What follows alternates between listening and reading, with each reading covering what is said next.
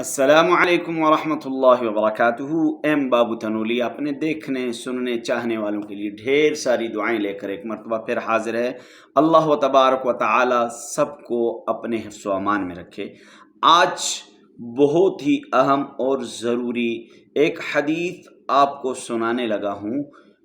یہ جو ہماری زندگی میں پیش آنے والا ایک معاملہ ہے، کیا معاملہ ہے کہ ہماری زندگی میں ایک چیز جو ہم سب کو آتی ہے جسے چھینک کہا جاتا ہے۔ چھینک، تو چھینک کہنے کے بعد آپ دوسرے مسلمان کو چھینک آئی، آپ اس کے بعد آپ کا کیا عمل ہونا چاہیے اور اسے کیا کرنا چاہیے؟ اگر آپ کو چھینک آ گئی اور آپ سنت کے مطابق آپ نے بھی اور ساتھ والے نے بھی عمل کیا تو آپ کو کتنا بڑا ثواب ملے گا، گناہ معاف ہوں گے، درجات بلند ہوں گے۔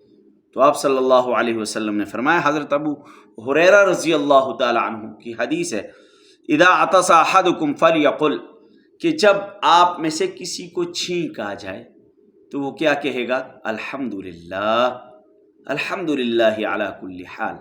اور اس کے ساتھ والا جو ہوگا وہ کہے گا یرحمک اللہ۔ سننے والا جس نے چھینک کی آواز سنی جو پاس ہے وہ کیا کہے گا؟ یرحمک اللہ۔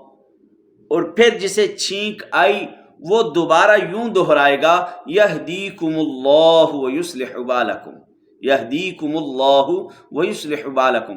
تو یہ ہے چھینک آنے پر سنت اور مسنون عمل ہمیں کیا کرنا چاہیے، اس کو خود بھی سیکھیں، اپنے بچوں کو بھی سکھائیں، تاکہ ہمیں دین متین کی سمجھ اچھی طرح آ جائے۔